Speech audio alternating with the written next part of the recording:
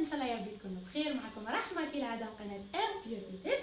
دونك فيديو اليوم كما راكم تشوفوا في العنوان راح نديروا وصفه تاع كبده مشربله. فوالا دونك راح نعطيكم المقادير سون بلو تاردي. هنا نسحقوا 500 غرام تاع كبده، يعني كل واحد ومقدوره، غنمي بقري تاع الدجاج كيما تحبوا. دونك انا كنت قليتها بشويه زيت مع ملح وفلفل كحل وخليتها على جنب. هنا نسحقوا لي زيبيس، يعني توابل، تسحقوا فلفل عكري، انا عندي تقريبا ملعقه تاع اكل. نسحق ثاني كمون ملعقه كبيره، نص مغرفه تاع ملح ونص مغرفه تاع فلفل اسود.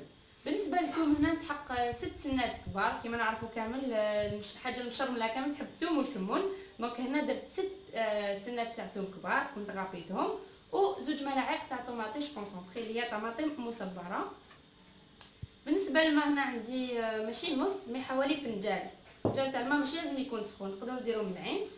وهنا قبل ما نبدا كنت درت زوج مغارف تاع زيت نباتي، يعني عادي ماشي زيت زيتون.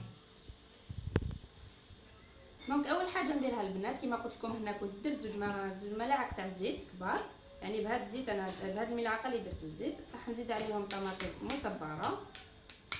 فوالا تحطوها فوق النار، يعني ما تكونش قويه وماشي ثاني ناقصه، يعني نار متوسطه. وتحاولوا كيفاش تحمصوا هاد الطوماطيش تاعكم في الزيت لمده 2 حتى 3 دقائق.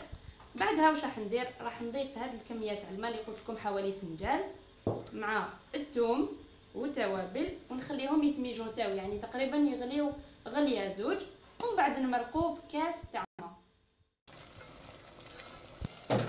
فوالا البنات كيما راكم تشوفوا، بعد ما تحمصوا معايا لي زانغريديون اللي قلت لكم، يعني الطوماطيش مع الزيت، زيت الثوم وفنجان تاع ماء مع هذوك التوابل، في هذه المرحله راح نزيد كاس تاع ماء يكون سخون. فوالا حركوها بيان ونخليها حوالي ثاني 5 دقائق. في هذا الوقت نروح نقطع هذيك الكبده الى قطع صغيره، يعني قلت لكم كنت قليتها في الاول كامل مع شويه زيت ملح وفلفل كحل، لهذا درنا نص مغرفه برك تاع ملح في لاصوص باش ما تجيناش بزاف مالحه. اذا هنا البنات كما راكم تشوفوا، بعد ما جازت حوالي 15 دقيقه، يعني المرقه تاعي اختارت، وحتى الثوم هذيك دخلها طيب، يعني طابت بيان. واش راح ندير في هذه المرحله؟ هذيك الكبده اللي كنت قليتها من قبل راح قطعتها بيان سور دي كوب، يعني كيما تحبوا، صغار كبار على حسب كل واحد واش يحب. دونك راح نضيفهم ونخليها تتجمر حوالي 5 دقائق ونطفي عليها. فوالا كيما راكم تشوفوا. فقط ملاحظه البنات، في هذه المرحله النار تاعكم تكون يعني ناقصه كامل، يعني افو دو، نقصوا له باش يدخلها كيما نقولوا تتشرب الكبده هذه كامل البنات على صوص، ما تنشفش المرقه غابيدمون. فوالا دونك عطوها 5 دقائق وطفوا عليها. فوالا البنات الطبق تاع كبده مشرمله، يعني بعد ما طاب كيما راكم تشوفوا.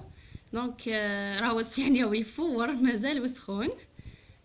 كنوع من التزيين، يعني ديروا له شويه معدنوس ولا شويه حشيش كما تحبوا، انا درت شويه معدنوس.